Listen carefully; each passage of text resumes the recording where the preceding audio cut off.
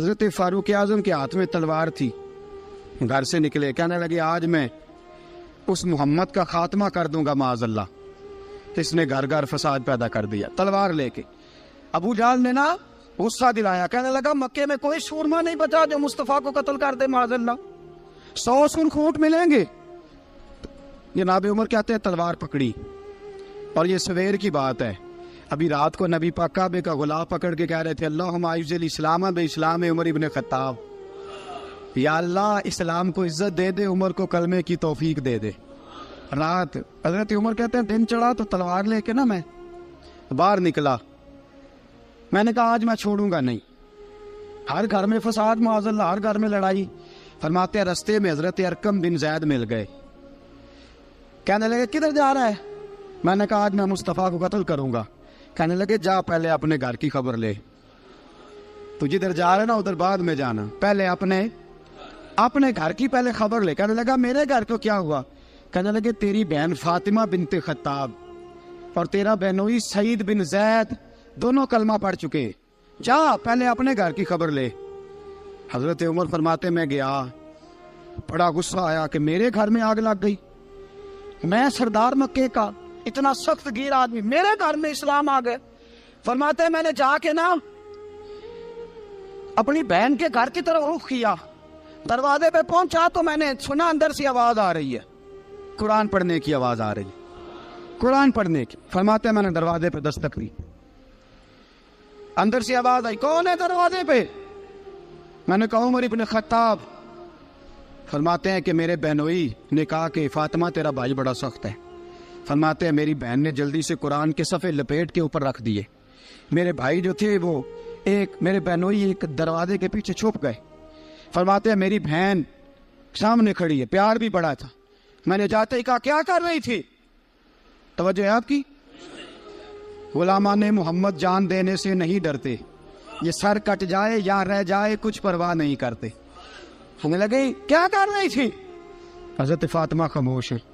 عمر کہتا ہے میں نے ڈانٹ کے، بولتی کیوں نہیں، کیا کر رہی تھی؟ میں نے کہا قرآن پڑھ رہی تھی، قرآن پڑھ رہی تھی۔ کہا تجھے پتا نہیں، تجھے میرا پتا نہیں؟ فرمایا سارا ہی پتا ہے۔ کہا تو جانتی نہیں لات و منات کو برا کہتے ہیں؟ فرمایا وہ بات کی باتیں تھی، وہ جاننے نہ جاننے کی باتیں۔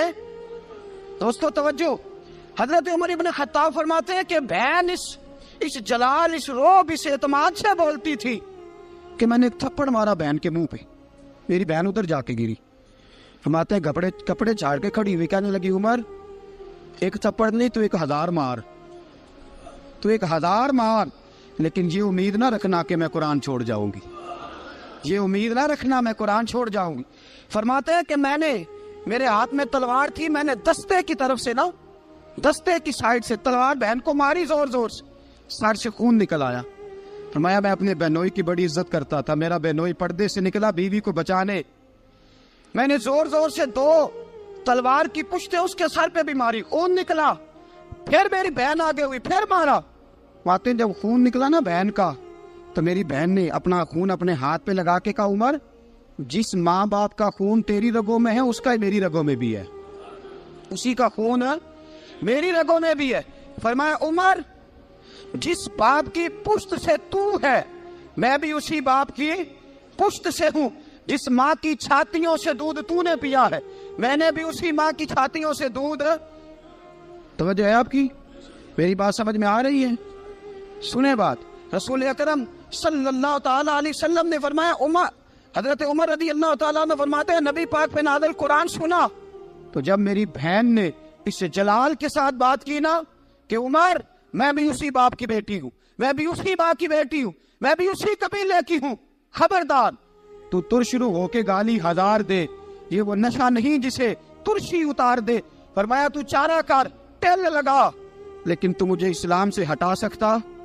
حضرت عمر فرماتے ہیں بہن کا جلال دیکھا تو میں ٹھنڈا ہو گیا، بہن کا جلال دیکھا تو میں نے کہا اچھا مجھے دکھاؤ کیا پڑھ رہی تھی، مجھے دکھاؤ ذرا کیا پڑھ رہی تھی۔ فرماتے ہیں میری بہن کہنے لگی تو کافر ہے، انما المشرکون نجس، جا پہلے وضو کر کے آ، جا غسل کر کے آ، جا پہلے نئے کپڑے دھلے ہوئے پہن کے آ، پہلے تیار ہو کے آ۔ حضرت عمر فرماتے ہیں میں تیار ہو کے آیا، میری بہن نے جھولی میں صفحے رکھے، قرآن پڑھے بہن، سنے بھائی، اللہ تقدیر بدل دیتا ہے۔ قرآن پڑھے بہن اور سنے بھائی،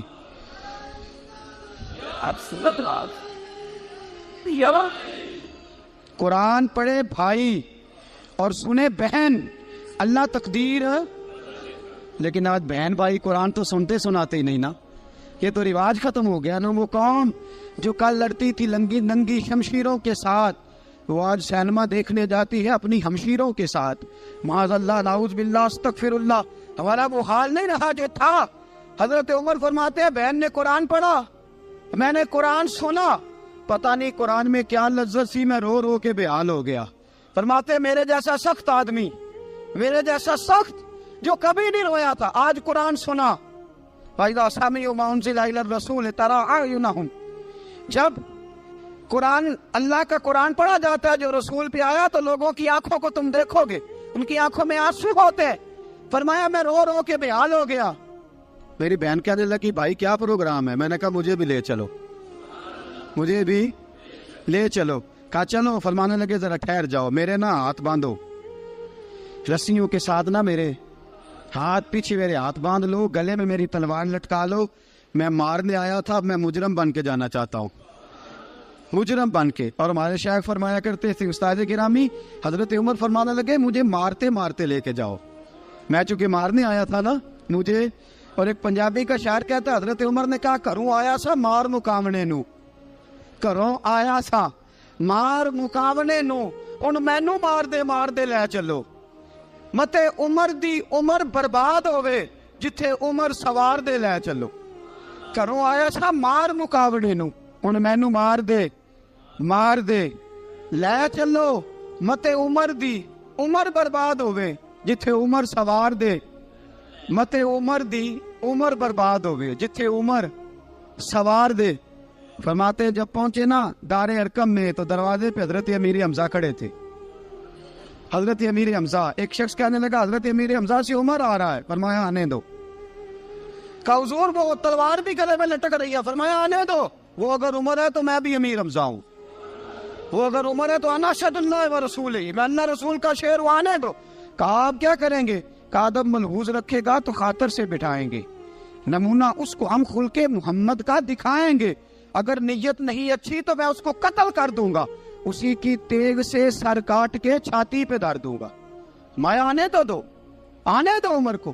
حضرت عمر آئے، دروازے میں داخل ہوئے، صحابہ فرماتے ہیں کہ حضور نے شور سنا، فرمایا کون ہے دروازے پہ؟ فرمایا عمر۔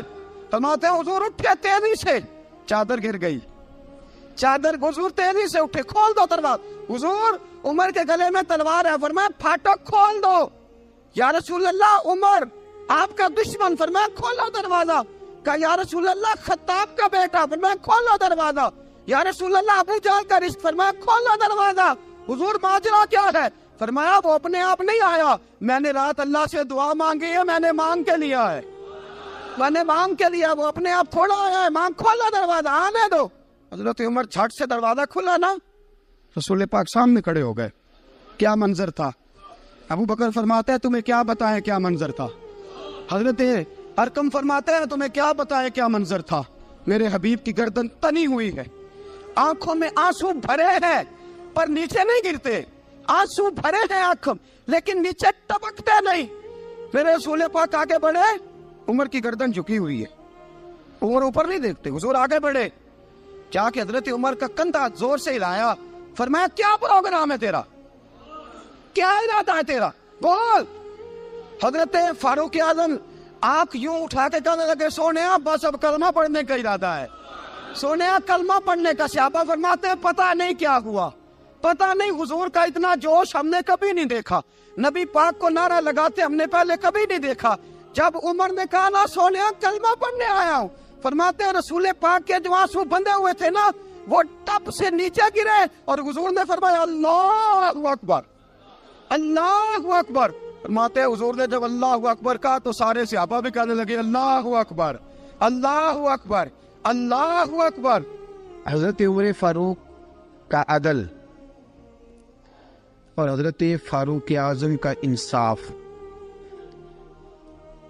اس کو دنیا جانتی بھی ہے مانتی بھی ہے۔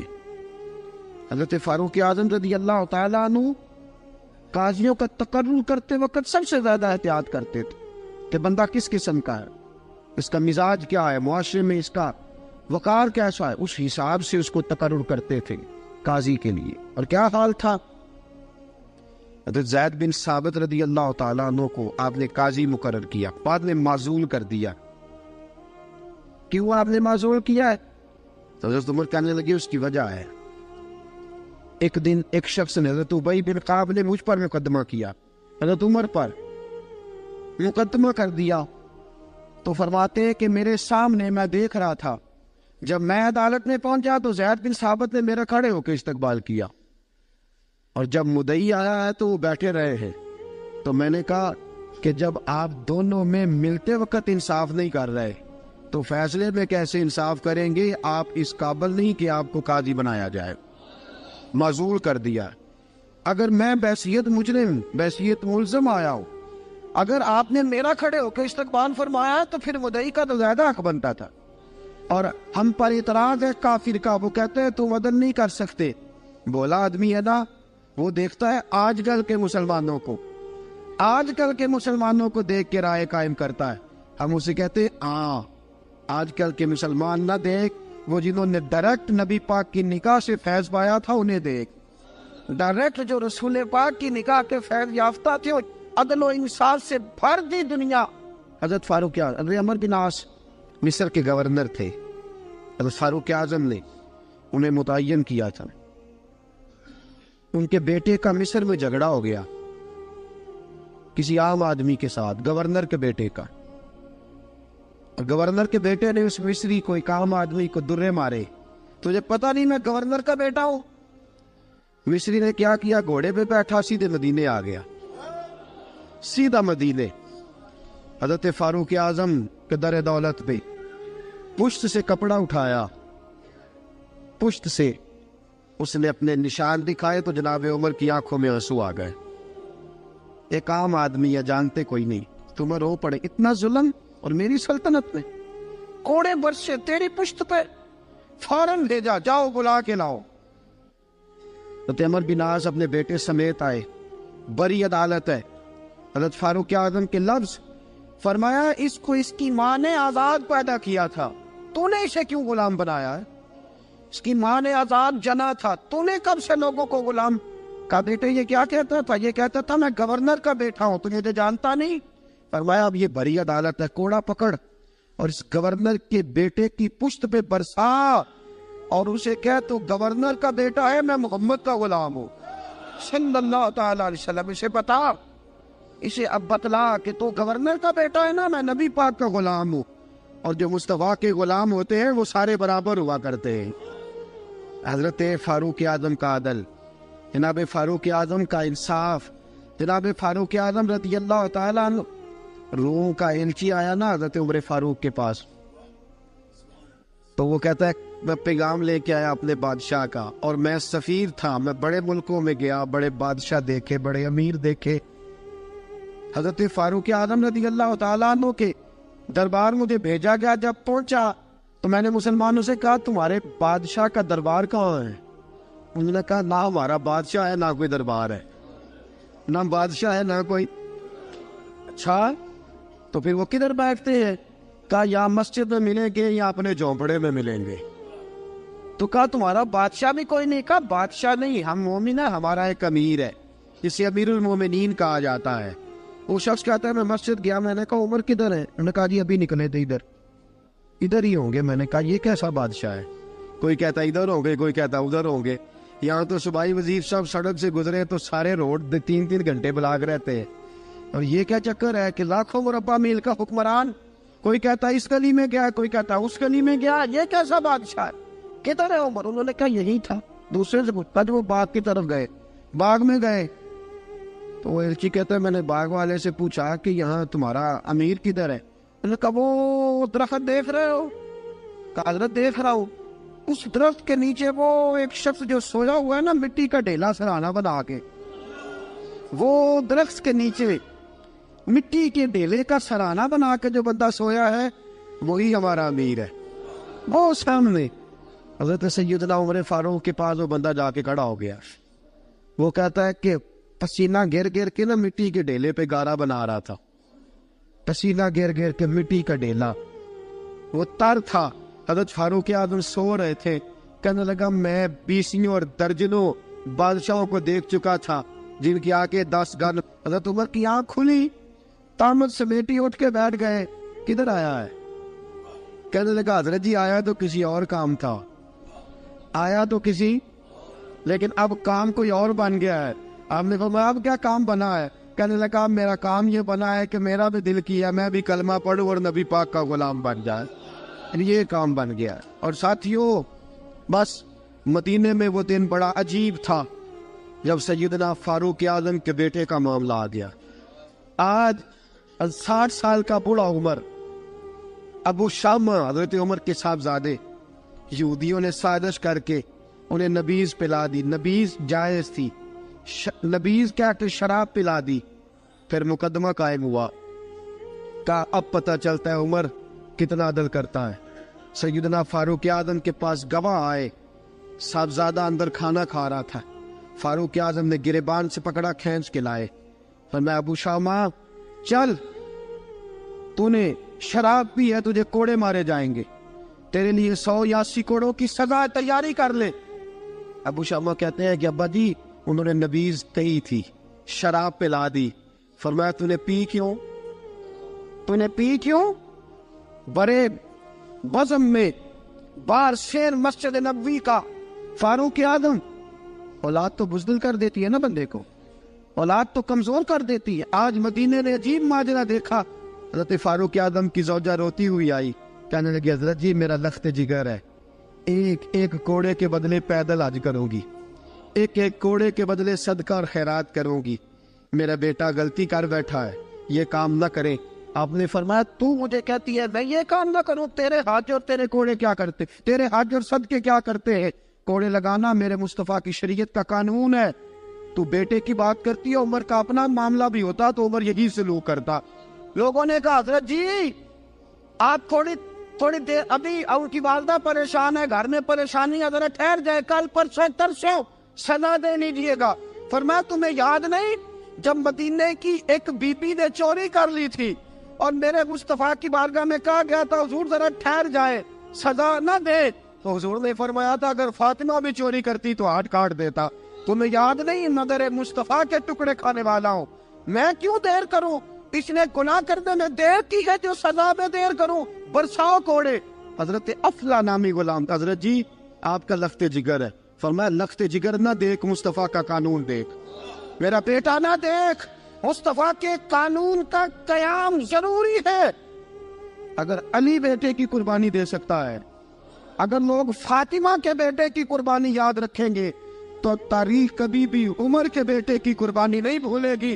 فرمایا غلطی سے ہو گیا یا جیسے بھی, اسے خیال کرنا چاہیے تھا. کوڑے لگاؤ. 80 کوڑے لگے تو بیٹے کی روح پرواز کر گئی.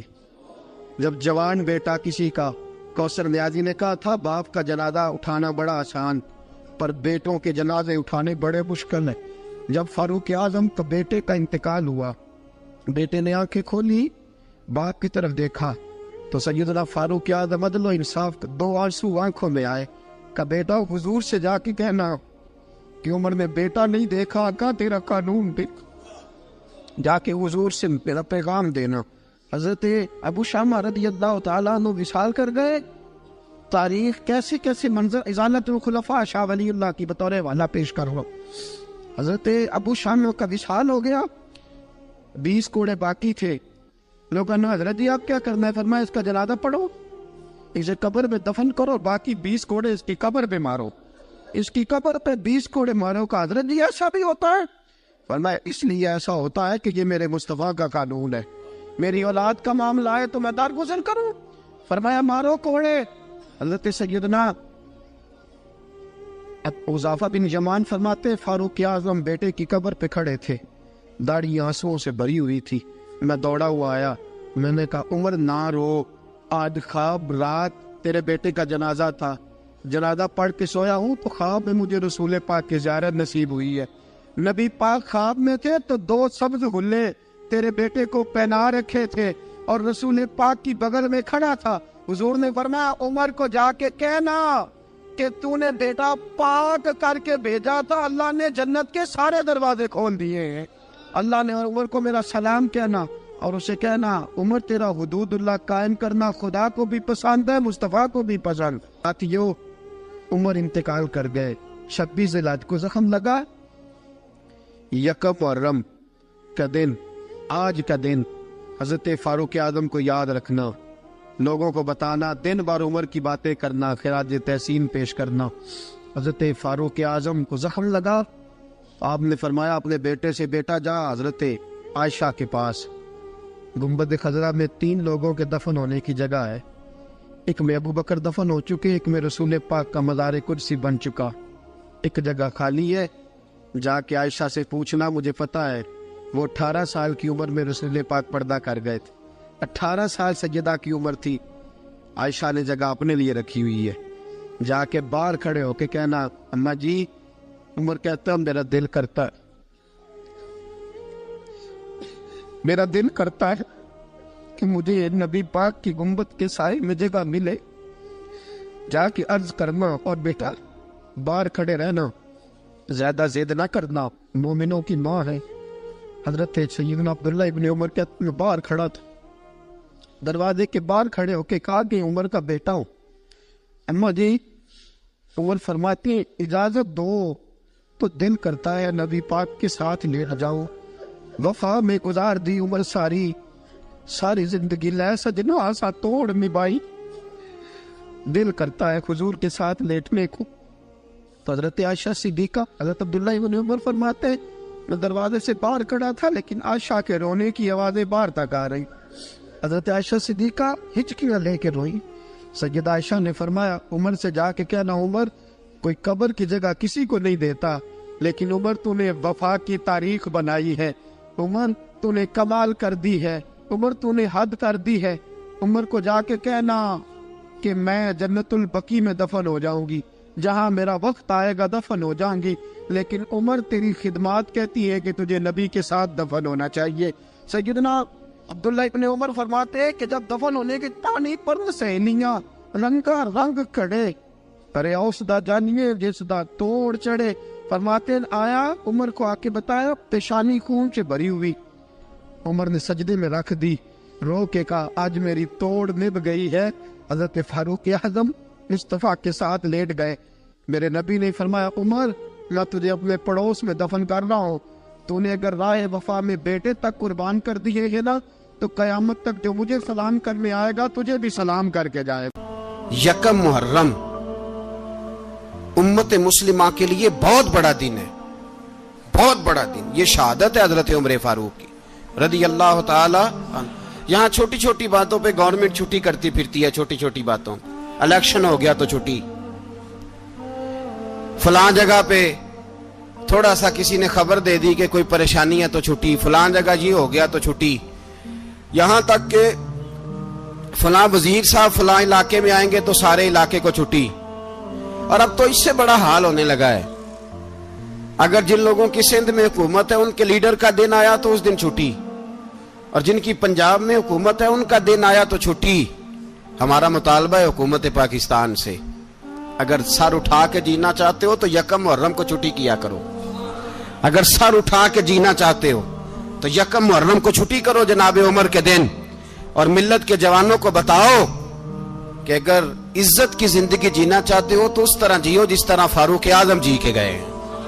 عزت اور وقار کی زندگی, جمہوریت حضرت عمر سے سیکھنی پڑے گی. حکومت کرنے کے طریقے حضرت عمر سے, رعایا کو سیکھنا پڑے گا کہ امیر کس طرح بنایا جاتا ہے اور امیر کس طرح کے ہوتے ہیں. یہاں لوگ ہمیں یورپ کی مثالیں دیتے ہیں, لوگ یہاں ہمیں آ کر کے امریکہ کی مثالیں, انہیں کیا پتا حکومت کیا ہوتی ہے. وہ کہتے ہیں جی وہ سائیکل پہ جاتا ہے ان کا حکمران. میں نے کہا وہ سائیکل پہ جاتا ہے, میرے عمر فاروق مدینے سے مکے گئے تھے تو پیدل ہی حج کرنے چلے گئے, پیدل ہی. اور جناب عمر فاروق رضی اللہ تعالیٰ عنہ عید کی نماز پڑھانے گئے, عید کی نماز عمر خطبہ عید دینے گئے. اور اس زمانے میں کون سا غریب ہے جو ننگے پاؤں جاتا ہو؟ کون سا غریب ہے جو مسجد ننگے پاؤں جاتا ہو؟ لوگوں نے تو 3 قسم کی چپلیں رکھی ہوئی ہیں، ایک مسجد جانے کی علیحدہ ہے، گھر پہننے کی علیحدہ ہے، شادی بیاہ پہ جانے کی چپل علیحدہ ہے۔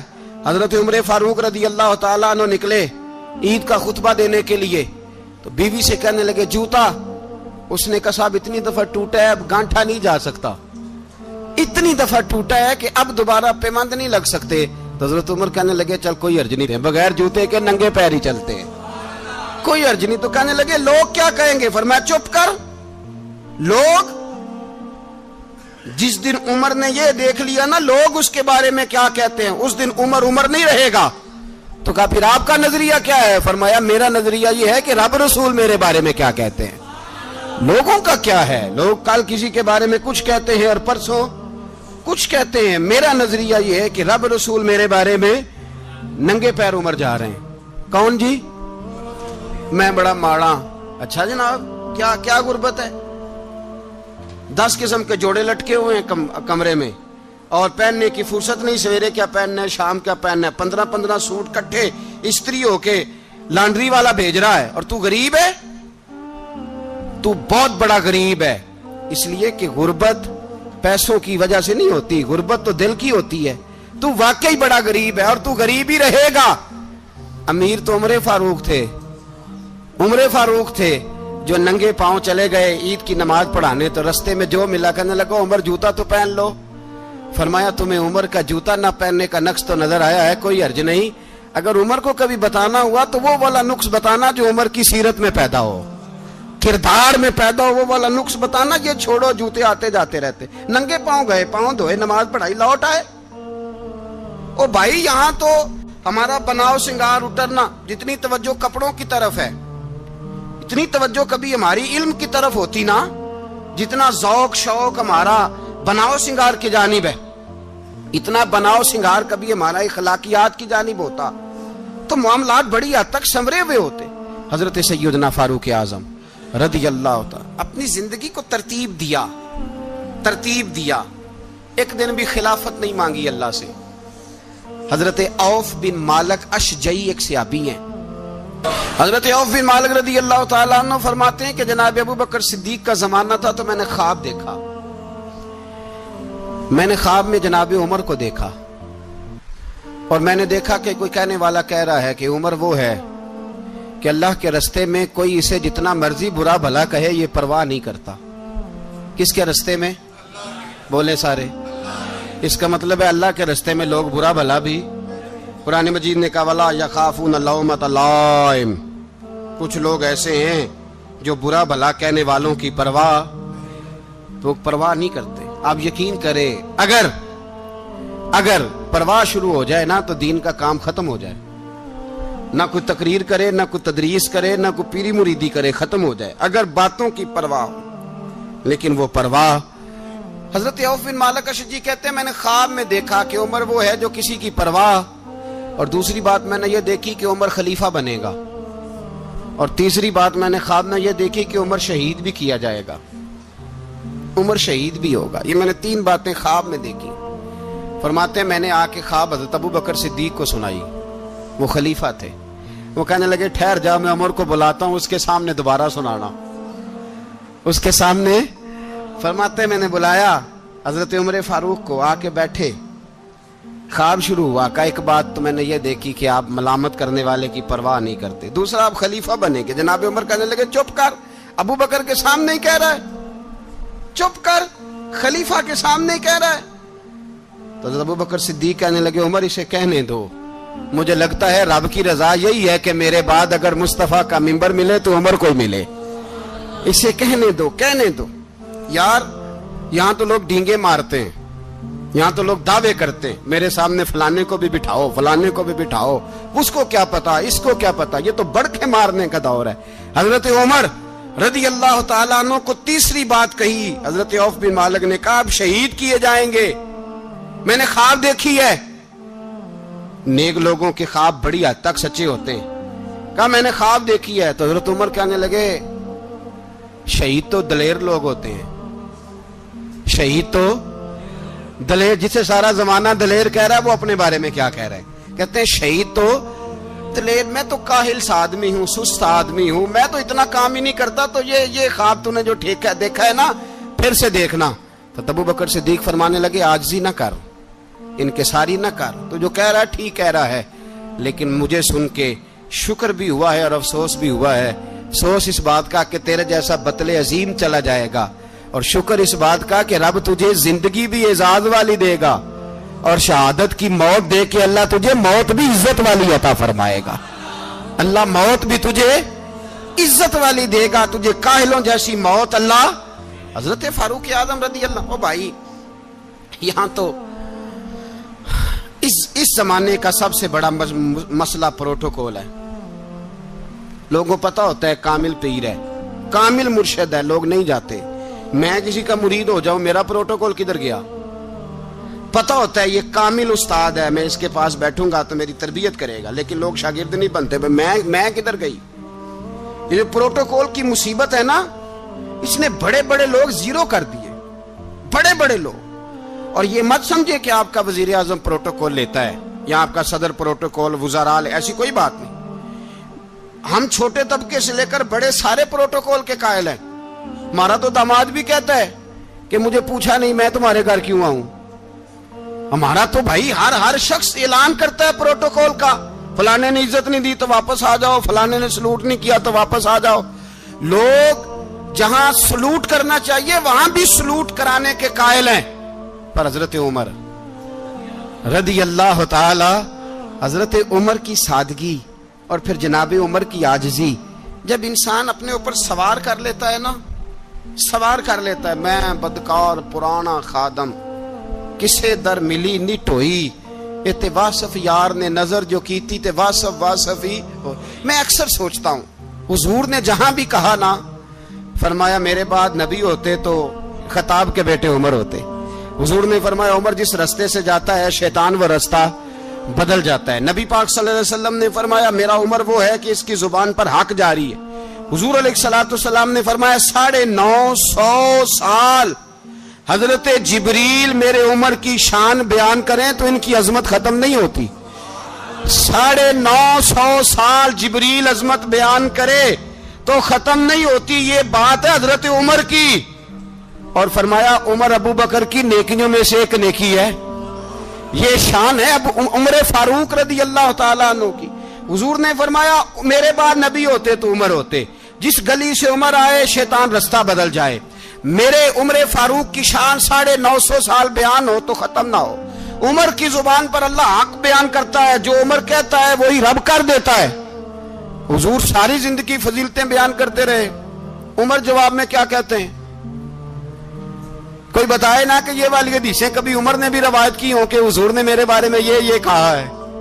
یہ روایتیں وہ روایت نہیں کرتے، ان سے جب لوگ کہتے عمر تیری بڑی بات ہے تو عمر رو پڑتے، کہتے میں تو اونٹ چرانے والے باپ کا بیٹا ہوں، میں تو اونٹ چرانے والے باپ کا بیٹا، اونٹ چرا۔ اس سے آگے عمر گئے ہی نہیں ساری زندگی، اس سے آگے لفظ ہی نہیں ادا کی۔ اور میں تو بھائی اونٹ چرانے والا، میرا باپ تو اونٹ چرایا کرتا تھا، 10 اونٹ تھے، میری ڈیوٹی ہوتی تھی، سنبھالے نہیں جاتے تھے، ابا ڈنڈوں سے مارتا تھا۔ ساری زندگی عمر حج کرنے گئے، ایک خشک تنا کھجور کا عمر فاروق رضی اللہ تعالیٰ عنہ نے اس کو اپنے کلاوے میں لیا، رونے لگے۔ لوگوں نے کہا عمر کیا ہوا؟ فرمانے لگے یہاں میں اونٹ چرایا کرتا تھا، یہاں میں اونٹ چراتا تھا، 10 اونٹ سنبھالے نہیں جاتے تھے۔ دیکھو رسول اللہ کی شان، آج ساری امت چلانے کا طریقہ عطا فرما دیا ہے، ساری نظریے سے پیار۔ یار پیسہ کس کو برا لگتا ہے؟ آپ جس آدمی کی 50 کروڑ کی پراپرٹی ہے اس کو پوچھیں سب سے غریب، آپ کو وہی نظر آئے گا، وہ کہے گا میں ٹائٹ ہوں، حالات بڑے۔ میں کئی باری پوچھے انہوں نے، میں کہتا ترجمہ بھی 10 چھڑوں کی، ہمیں تو سمجھ نہیں آتی، اور ٹائٹ حالات کون سے ہوتے ہیں جی؟ جس آدمی کا کروڑوں میں کاروبار ہے نا، اس کو آپ چھیڑے وہ رونے لگ جائے گا، رونے۔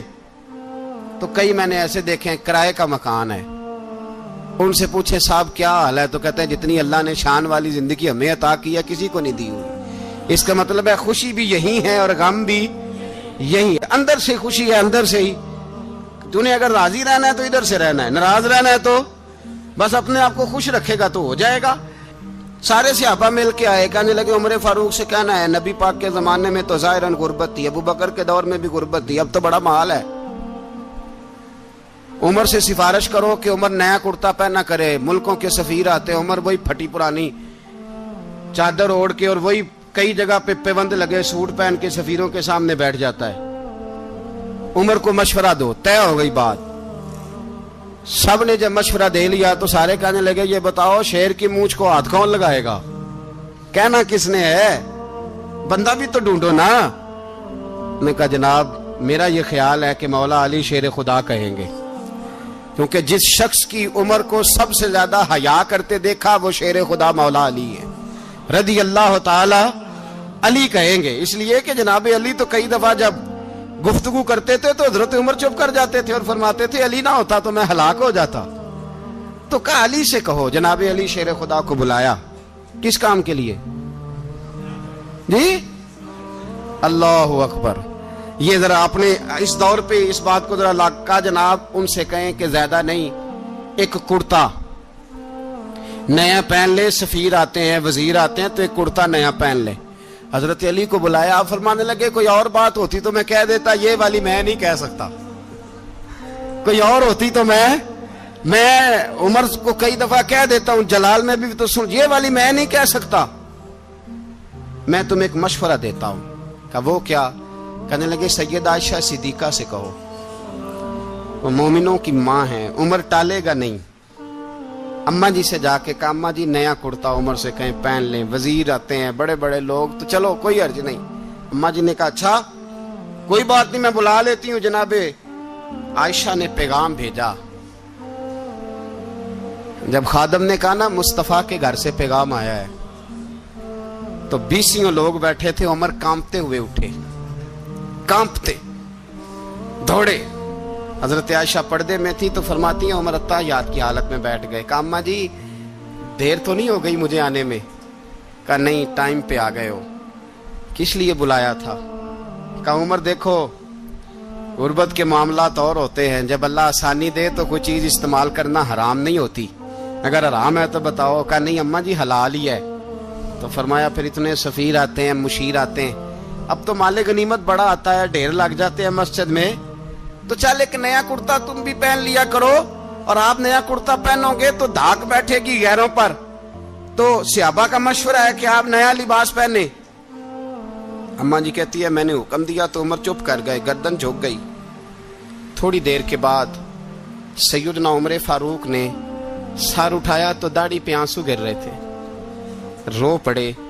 کہنے لگے پاک محبوب کی پاک بیوی جیسے حکم کرتی ہو میں حاضر ہوں, پر مجھے وہ والا لباس پہنانا جو میرے مصطفیٰ نے پسند فرمایا ہے. اگر یہ رنگ رسول پاک کا ہے تو میں حاضر ہوں, اور اگر نبی پاک کا نہیں تو پھر جیسے آپ حکم کریں. جناب عائشہ کہتے ہیں عمر روئے تو میں زیادہ روئی, میرا پلو بھیگ گیا آنسوؤں سے. میں نے کہا عمر آپ جائیے. عمر یوں نکلے تو جو صحابہ کھڑے تھے وہ کونے میں تھے, سارے آ گئے. کہا اماں جی کیا بناؤ؟ فرمایا بھائی تم سب جو باتیں کہتے ہو وہ اپنی جگہ ٹھیک ہیں, پر عمر جو بات کرتا ہے وہ سب سے زیادہ ٹھیک ہے. عمر جس پہلو پر بات کرتا ہے وہ یار ایسی عاجزی, ایسا رنگ, ایسا انداز, ایسا طرز حیات, ایسی زندگی. اولاد کے معاملے میں لوگ بزدل ہو جاتے ہیں, بزدل. پر حضرت عمر کا بیٹا مصر گیا, وہاں سے کمائی کر کے لایا, تجارت کرنے گیا, لاکھوں کا مال. کون سا باپ ہے دنیا میں جس کا بیٹا باہر سے پیسے لے کے آئے تو ابا تفصیل پوچھے کہ بیٹا کہاں سے کمائے, کہاں سے لایا, کتنے ملے, کیوں آئے؟ کون سا باپ تفصیل پوچھتا ہے؟ ابا تو کہتا ہے لا صحیح, اور تعریفیں کرتا ہے میرا بیٹا بڑی کمائی کرتا ہے. کبھی پوچھا ہے اس سے کہ ڈیوٹی صحیح دیتا ہے کہ نہیں؟ کبھی پوچھا ہے کہ تو ایمانداری کی روزی لاتا ہے کہ حرام کی کماتا ہے؟ یہ باپ کی ذمہ داری ہے, یہ اماں کی ذمہ داری ہے. پھر کہتا ہے بیماری کیسے آ گئی, پریشانی کیسے آ گئی, تو نے کبھی سوال کیا اپنی اولاد سے؟ حضرت عمر فاروق رضی اللہ تعالیٰ عنہ کا بیٹا مصر سے پیسے کما کے لایا تو جناب عمر نے بلایا, فرمایا بیٹے اتنی تو تیرے پاس راس ہی نہیں تھی, تھوڑے سے تو پیسے لے کے گیا تھا, اتنی کمائی کیسے ہو گئی؟ اتنے تو پیسے نہیں تھے صاحب, کہاں سے کمائی لائے؟ اس نے کہا ابا جی وہ جو میرے چچا ہے نا مصر کے گورنر, آپ کے دوست, انہوں نے میری مدد کی ہے. فرمایا جتنے لوگ گئے تھے سب کی ہے مدد اس نے؟ کہا نہیں صرف میری کی. فرمایا تیری کیوں کی؟ تیری کیوں کی؟ کہا حضور آپ کے دوست ہیں. فرمایا چپ کر حضور انہوں نے مجھے اتنے پیسے دیے, میں نے کاروبار میں ڈالے تو نفع آیا تو میں ان کی رقم دے کے. فرمایا خاموش ہو جا, باقی جتنے لوگ گئے تھے سب کی مدد کی اس نے؟ کہا نہیں حضور صرف میری کی. فرمایا اس نے تیری مدد نہیں کی, اس نے خلیفہ کے بیٹے کی مدد کی, اس لیے کہ وہ خلیفہ کو اپنے حق میں نرم کر سکے. فرمایا آدھا مال تیرا ہے, آدھا مال غنیمت کا ہے, مال خزانہ کا ہے, مسلمانوں کا ہے, اس لیے کہ تو جو وہاں سے مال کما کے لایا ہے وہ اپنے باپ کے خلیفہ ہونے کی وجہ سے کما کے لایا ہے, لہذا رکھ ادھر. یہاں کہتے ہیں کدھر سے آیا, کیسے آیا, کون سا حساب دیں, کیا کریں؟ او بھائی حضرت عمر رضی اللہ تعالیٰ عنہ کا اپنی اولاد کے بارے میں یہ رنگ ہے.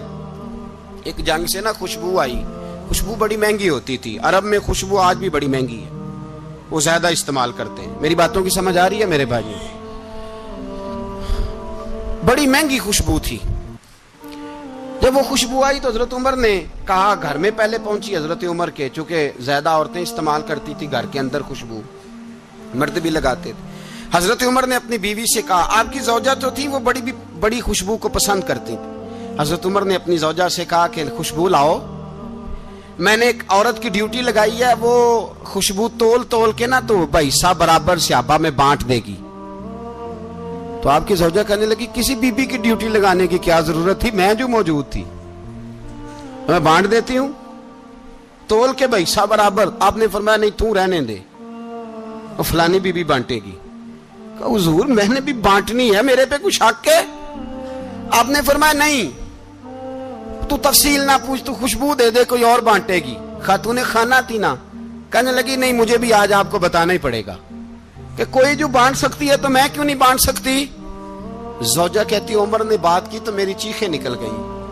حضرت عمر فرمانے لگے جب تو خوشبو بانٹے گی نا تیرے ہاتھوں کو بھی لگے گی, تیرے دوپٹوں کو بھی لگ جائے گی.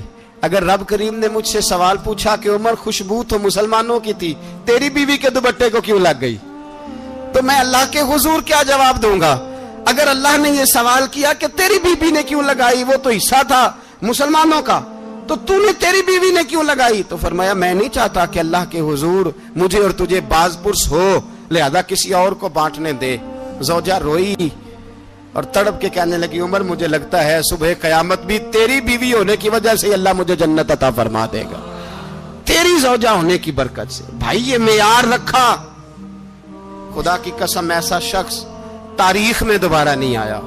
اتنا بڑا آدمی, اتنا بڑا شخص, اتنا بڑا آدمی, اور پھر رنگ یہ ہے کہ عمر 22 لاکھ مربع میل کا حکمران, 22 لاکھ, اور کھجور کے درخت کے نیچے مٹی کا ڈھیلا لے کے سو گئے ہیں, پرواہ کوئی نہیں, کوئی مسئلہ ہی نہیں. 2 غلام ساتھ بیٹھے تو ایک روٹی حضرت عمر نے گھر سے منگوائی, تھوڑا سا سرکہ, تو غلام کہنے لگے ہم نے بھی کھانی ہے. فرمایا کوئی حرج نہیں, روٹی کو پیٹ بھر کے کھانا ضروری تو نہیں, 3 حصوں میں بانٹ لیتے ہیں. ایک آدمی آیا ہوا تھا مصر کا رہنے والا ملنے کے لیے, اس نے پوچھا عمر کدھر ہیں, تو کہا وہ ادھر جاؤ مسجد میں بیٹھے ہوں گے. اور واپس آیا تو کہنے لگا وہاں تو 3 غلام بیٹھے ہیں, ایک روٹی بانٹ کے کھا رہے ہیں, لگتا ہے کئی دنوں سے روٹی نہیں ملی. کہا 3 غلام تو کوئی نہیں, وہاں 2 ہی تھے, تیسرے تو امیر المومنین تھے. اس نے کہا نہیں 3 غلام ہیں, کپڑے بھی ایک طرح کے پہنے ہوئے, بلکہ 2 کے تو پھر صحیح ہیں, تیسرے کے تو زیادہ ماڑے ہیں. کپڑے بھی ایک طرح کے, کھانا پینا بھی ایک طرح کا, اور ان کا نشست برخاست بھی ایک طرح کی ہے, لہذا کوئی فرق نہیں. حضرت ابو ہریرہ کہتے ہیں میں لے کے آیا, اور جناب عمر کو جب میں نے کچی زمین میں تامت سمیٹ بیٹھے دیکھا تو میں رو پڑا. میں نے اس مصر سے آنے والے کو کہا تو اس کے جلوے دیکھ, اگر اس کی ذات میں اتنا حسن ہے تو محمد عربی کا مقام کیا ہوگا. یہ مقام غور ہے, مقام غور. 10 محرم کو لوگ دیگے پکائیں گے نا, نہیں پکانی ہے, کوئی بول دے نہیں, ہاں نہ نہیں کر دے, پروگرام بدلیا تو نہیں جی عید کی کہ وہ کام شروع ہویا ہے لات ٹائٹ ہونے والا. کیوں جی پکنی ہے نا دیکھیں 10 محرم کو انشاءاللہ تعالی, ہم بھی پکائیں گے انشاءاللہ, یہاں بھی پروگرام ہوگا. تو 10 محرم کو جو دیگ پکنی ہے تو ایسا نہیں ہو سکتا کہ 1 محرم کو حضرت عمر کے نام کی بھی کوئی پک جائے. اگر امام حسن حسین کے نام کی دیگیں پکے تو جو امام حسن حسین کے سے پیار کرنے والے ہیں، جو امام حسن حسین سے، ہم لوگوں نے بھی عجیب رٹا اپنایا ہے نا. ہم لوگ بات کا ایک پہلو دیکھتے ہیں، دوسرا نہیں دیکھتے. حضرت امام حسن اور حسین کو بھی نبی پاک نے شہید کہا، اور جناب عمر کو بھی رسول اللہ نے خود شہید فرمایا. فرمایا شہید ہے، خود فرمایا اپنی زبان سے کہ یہ شہید ہے، خود میرا عمر شہید ہے. تو ان کے نام کی دیگ نہیں پکنی چاہیے، اس طرف نہیں ہماری توجہ ہونی چاہیے. اور اہل بیت نبوی، یہ بات میں پہلے بھی کرتا ہوں، آج پھر کرنا ضروری سمجھتا ہوں. اہل بیت کا پیار، سن لو کان کھول کے، اہل بیت کا پیار اگر ہمیں کسی نے سکھایا ہے تو سیدنا عمر فاروق نے سکھایا ہے. اہل بیت نبوت کی محبت اگر کسی نے سکھائی ہے تو کس نے سکھائی ہے؟ بول کے بتائیے. حضرت عمر نے. اہل بیت کا پیار ہمیں حضرت عمر نے بول کر کے سکھایا ہے. بھائی یاد رکھیں، کسی کی طاقت نہیں تھی دم مارنے کی حضرت عمر کے سامنے، طاقت ہی نہیں تھی. کیسر و کسرا کانپ جاتے تھے، جرأت ہی نہیں کرتے تھے حضرت. اور ہمارے تو تعلقات بڑے ہیں نا غیروں سے. حضرت ابو موسیٰ اشعری رضی اللہ تعالیٰ عنہ فرماتے ہیں میرا منشی سائی تھا، وہ کاتب کہتے تھے وہ لوگ، میرا حساب کتاب عیسائی تھا. تو فرماتے ہیں ایک دن میں نے وہ سارا حساب کتاب لین دین کے حضرت عمر کو دکھائے تو فرمانے لگے جس نے لکھے ہیں اس کو بلاؤ. کہنے لگے حضور مسجد نہیں آ سکتا. کیوں نہیں آ سکتا؟ کہنے لگے وہ عیسائی ہے. کہتے ہیں حضرت عمر جلال میں آ گئے. آپ فرمانے لگے جنہیں رب دور کرتا ہے تم کیوں قریب کرتے ہو؟ جنہیں اللہ دور کرتا ہے. فرمایا تم غیروں کو اگر عہدے دو گے تو اپنوں کا کیا بنے گا؟ صبح طیبہ میں ہوئی بٹتا ہے باڑا نور کا، صبح طیبہ میں ہوئی بٹتا ہے باڑا نور کا، صدقہ لینے نور کا آیا ہے تارا نور کا، صدقہ لینے نور کا آیا ہے تارا نور کا. اللہ اللہ اللہ اللہ اللہ اللہ اللہ اللہ اللہ. باغ طیبہ میں سہانا پھول پھولا نور کا، باغ طیبہ میں سہانا پھول پھولا نور کا، باغ طیبہ میں سہانا. اگر تم غیروں کو عہدہ دو گے تو اپنوں کا. یہ سوچ ہے جو آج برما کے مسلمانوں کے لیے بھی ضروری ہے. کہا اگر تم غیروں کو عہدہ دو گے تو اپنوں کا. ہم نے غیروں کو عہدے دیے تو دیکھا نا اپنے کس طرح کاٹے جا رہے ہیں. غیروں کو جو عہدے دے دیے یرانے سارے غیروں سے. روز دعویٰ ہوتا ہے چین ہمارا سجن ہے، چین ہمارا دوست ہے. او بھائی دوست ہے تو اس سے کہو نا کہ برما تو تمہاری ایک چھوٹی سی ریاست ہے، چین کے بغیر تو وہ سانس بھی نہیں لے سکتا. اس کو کہو نا اس حکومت پہ دباؤ ڈالے. لیکن ہم لوگوں نے غیروں کو عہدے دیے تو اپنے پس گئے. حضرت عمر کہتے تھے ذمی کا ہم ادب کریں گے، ذمی کافر کا ہم، ایسا کافر جو مسلمان ریاست کو قبول کرے، بدامنی نہ پھیلائے. ایک آدمی کو آپ نے دیکھا آنکھوں سے نابینا ہے اور بھیک مانگ رہا ہے. تو حضرت عمر کو نظر آ گیا. فرمایا کون ہو؟ اس نے کہا میں یہودی ہوں.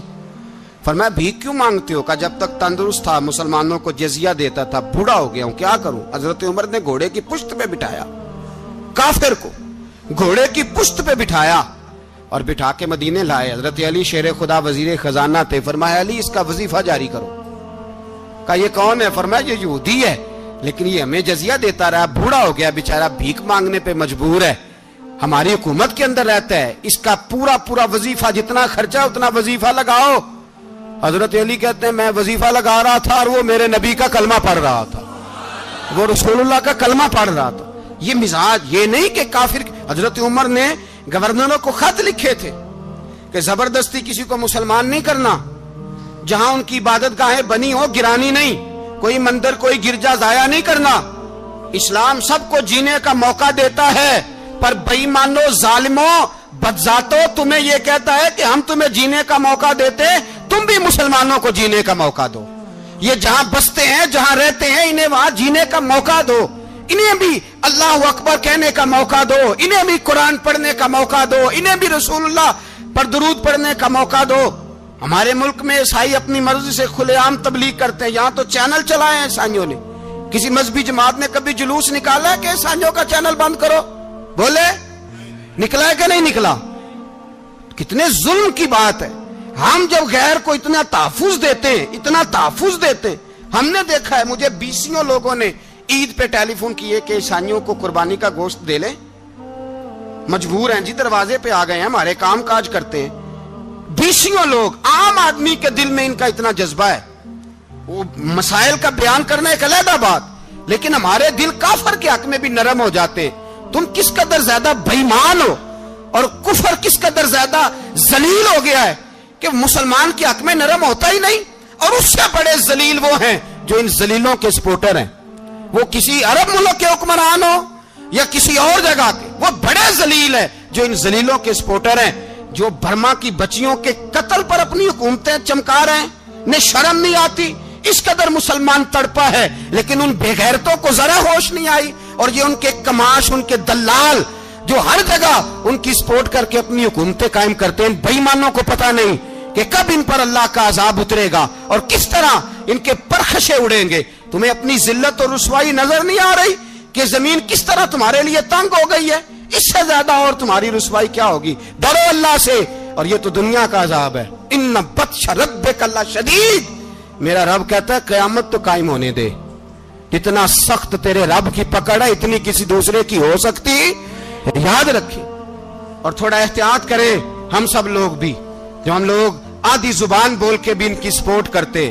اب شرم آنی چاہیے ہمیں ان حکومتوں کی سپورٹ کرتے جو مسلمانوں کی لاشوں کے اوپر حکومتیں قائم کرتے ہیں. شرم آنی چاہیے. بہرحال بات دور نکل جائے گی اور میں اپنے مضمون پہ رہتا ہوں. اہل بیت کا پیار اگر سکھایا ہے تو جناب عمر نے سکھایا ہے رضی اللہ تعالی عنہ. امام حسن ملنے, آپ یقین کریں میں جب اس واقعہ کو پڑھتا ہوں تو میرا دل جھوم جاتا ہے. میں کہتا ہوں یار ڈاڈا ہونا اپنی جگہ پہ, عشق ہونا اپنی جگہ پہ, انسان کا باوقار ہونا اپنی جگہ. جہاں کھڑے ہونا تھا وہاں یہ کھڑے ہوتے تھے, اور جہاں جھکنا تھا وہاں یہ. ان لوگوں میں اقبال نے کہا تھا تیری نگاہ ناز سے دونوں مراد پا گئے, عقلے کی یاب و جستجو, عشق حضور و اضطراب. جہاں اگر آیا ہے سامنے کیسر و کسرا تو عمر جیسا دلیر کوئی نہیں. اگر سامنے آیا ایران کا بادشاہ تو عمر جیسا تگڑا کوئی نہیں. اگر آیا ہے سامنے غسان کا بادشاہ تو عمر جیسا عادل کوئی نہیں. لیکن اگر علی کا بیٹا آیا ہے, اگر فاطمہ کے لال پارے آئے ہیں, تو پھر فاروق اعظم سے جیسا محب کوئی نہیں, پھر ان سے جیسا پیار کرنے والا کوئی نہیں.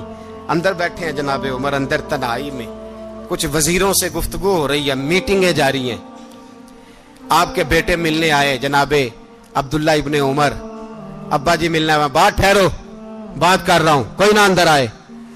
صاحب زیادہ باہر کھڑا ہے. تھوڑی دیر گزری تو امام حسن بھی آ گئے. کون آئے؟ آپ کو جو ملے گا امام صاحب کا نام لینے سے, وہ سردار ہیں جنتیوں. کون آئے؟ سارے بولیے. امام حسن تیری نسل پاک میں ہے بچہ بچہ نور کا, تو ہے نے نور تیرا سب گھرانہ. امام حسن آئے تو حضرت عبداللہ ابن عمر کو دروازے پہ کھڑے دیکھا. کہا امیر المومنین کہاں ہیں؟ کہنے لگے حضرت عمر کے بیٹے. کہنے لگے وہ اندر بیٹھے, کچھ میٹنگ ہو رہی ہے, اور انہوں نے کہا کوئی اندر نہ آئے, لیکن آپ جانا چاہیں تو چلے جائیں. آپ جانا چاہیں تو, تیری نسل پاک میں ہے بچہ بچہ نور, آپ جانا چاہیں تو چلے جائیں. تو انہوں نے کہا جب آپ باہر کھڑے ہیں تو مجھے کوئی اتنا ضروری کام نہیں, اور ابھی زور کی نماز تھوڑی دیر میں ہوگی, میں مسجد میں مل لوں گا امیر المومنین سے. یہ بات کہہ کہ امام حسن چلے گئے. یار اتنی بڑی بات نہیں تھی, اتنی بڑی بات نہیں تھی. وہ میرے استادوں کا بیٹا بھی آئے تو کہا ٹھیک ہے جی وہ سوئے ہوئے ہیں, کوئی غرض نہیں یار, میں ٹھہر کے آ جاؤں گا. کوئی بڑی بات نہیں تھی, دیکھا جائے تو بڑی بات نہیں تھی, پر بات بہت بڑی تھی اس لیے کہ یہ خالی حسن نہیں, یہ حسن ابن علی ہے, یہ حضرت فاطمہ کے لخت جگر. حضرت عمر باہر نکلے. عبداللہ ابن عمر سے پوچھا کوئی آیا تو نہیں؟ تو کہا حضور امام حسن آئے تھے. تو کہا پھر شہزادے کو اندر کیوں نہیں بھیجا؟ کہا میں نے کہا تھا. وہ کہنے لگے اگر امیر المومنین مصروف ہیں تو میں ظہر میں مل لوں گا۔ حضرت عمر رونے لگے، فرمایا بیٹے تو نے اچھا نہیں کیا۔ پھر مسجد نہیں گئے، سیدھے امام حسن کے دروازے دستک دی۔ امام حسن باہر آئے، کہا شہزادے آئے تھے تو ملے کیوں نہیں؟ تو امام حسن کہنے لگے حضور آپ کا اپنا بیٹا دروازے پہ کھڑا تھا، آپ کا اپنا بیٹا دروازے پہ کھڑا تھا، وہ منع بھی کیا تھا آپ نے تو میں زور میں مل لیتا۔ حضرت امام حسن فرماتے جوش جذبات میں جناب عمر نے سر سے پگڑی اتار دی، جوش جذبات میں کہنے لگے حسن میرے بیٹے کا اور آپ کا کیا مقابلہ؟ کیا اس کی ماں کا نام فاطمہ الزہرا ہے؟ کیا اس کی نانی کا نام خدیجہ الکبریٰ ہے؟ کیا اس کے نانے کا نام محمد مصطفیٰ ہے؟ آپ کا اور اس کا کیا مقابلہ؟ پھر رو پڑے اور کہنے لگے بیٹے میں مکے کے صحراؤں میں اونٹ چرایا کرتا تھا، یہ جو میرے سر پر عزت کے بال ہیں یہ تیرے نانے کے اگائے ہوئے، میں مکے کے خبردار شہزادے خبردار۔ او بھائی اہل بیت نبوت کے ادب کا رنگ اگر سکھایا ہے تو سیدنا عمر نے سکھایا ہے۔ حضرت عمر فاروق اتھارٹی ہے، اسلام کی اتھارٹی۔ یکم محرم حضرت عمر کی شہادت ہے۔ یہودی بول اٹھا، کافر بول اٹھا، اگر 6 مہینے عمر دنیا میں اور رہتے تو دنیا میں کوئی کافر موجود نہ ہوتا۔ 6 مہینے۔ اور جب اس بطل جلیل کا جنازہ اٹھا، اللہ بخاری پڑھیے نا، اللہم ارزقنا شہادت فی سبیلک، اللہ بسترے کی موت نہ دینا، شہادت کی دینا۔ عمر شہید ہوئے، مسجد نبوی میں نماز پڑھاتے، اور جب جنازہ اٹھا تو مدینے کا پھر پیچھے جو دلیر بچے وہ مولا علی تھے۔ مولا علی جناب عمر کا جنازہ اٹھا تو سب سے پہلی ہائے جو نکلی وہ حضرت علی کی زبان سے نکلی، اور حضرت علی ساری داڑھی آنسوؤں سے بھر گئی۔ لوگوں نے کہا کہ علی کیا ہوا؟ فرمانے لگے تم دیکھ نہیں رہے جنازہ کس کا اٹھا ہے، پلٹ کے دیکھو تو صحیح، تم پتہ نہیں یہ کون گیا ہے؟ کہ حضور کیا ہوا؟ آپ فرمانے لگے عمر اس طرح کے کام کر کے گیا ہے، اب ان کے رستوں پہ کون چلے گا؟ کون اس کے جگر راہ وفا میں نقش ایسے چھوڑ آیا ہوں، میں جس منزل سے گزرا ہوں وہ اب تک یاد کرتی ہے۔ حضرت علی حضرت عمر کے جنازے پہ کھڑے ہو کے کہتے ہیں اللہ مجھے اس طرح کے عمل کرنے کی توفیق دے جس طرح کی عمر کر کے گیا۔ میرے بھائی بطل عزیز، بطل حریت حضرت عمر رضی اللہ تعالیٰ عنہ جو اپنی زندگی انقلاب والی گزار کے گئے۔ عمر جب دنیا سے گئے تو 80 دینار کا قرضہ تھا، 22 لاکھ مربع میل کا حکمران، اور اپنے بیٹے سے کہنے لگے بیٹے کوشش کرنا تیرے خاندان والے مل کے میرا قرضہ اتار دے، میری قبر پہ بوجھ نہ رہے، اور اگر خاندان والے مدد نہ کریں تو میرے دوستوں سے بات کرنا، وہ مدد نہ کریں تو پھر علی سے بات کرنا۔ ان کا پیار آپس میں اتنا اور تو اختلاف ثابت کر رہا ہے۔ 80 دینار کا قرضہ چھوڑ کر حضرت عمر دنیا سے گئے، اور جاتی دفعہ کہہ گئے میرے بعد میرے بچوں کو حکومت کے مشورے میں بھی شامل نہ کرنا، حکومت کے مشورے میں بھی میری اولاد شامل نہ ہو۔ اتنا بڑا شخص اتنا بڑا رنگ دے کے یکم محرم کو جب عمر فاروق کا وصال ہوا تو بیٹے سے کہنے لگے اماں عائشہ سے جا کے کہو میرا بھی نبی پاک کے روزے میں دفن ہونے کو دل کرتا ہے۔ ایک قبر کی جگہ ہے اماں جی نے اپنے لیے رکھی ہے، بخاری ہے بخاری۔ حضرت عائشہ کے پاس صاحبزادے گئے، کہنے لگے اماں جی عمر کو زخم لگ گیا ہے، حالت بڑی پریشانی والی ہے۔ وہ کہتے ہیں اگر اماں اجازت دیں۔ سید عائشہ رو پڑی، فرمانے لگی کہ وہ اپنی قبر کی جگہ تو نہیں نہ کسی کو دیتا، پر عمر نے کمال ہی بڑا کیا، اسے کہو جاؤ گنبد خضرا میں قیامت تک جو مصطفیٰ پہ اور ابو بکر پہ سلام پڑے گا وہ تجھ پہ بھی سلام پڑھ کے جائے گا، جاؤ میں نے جگہ دی۔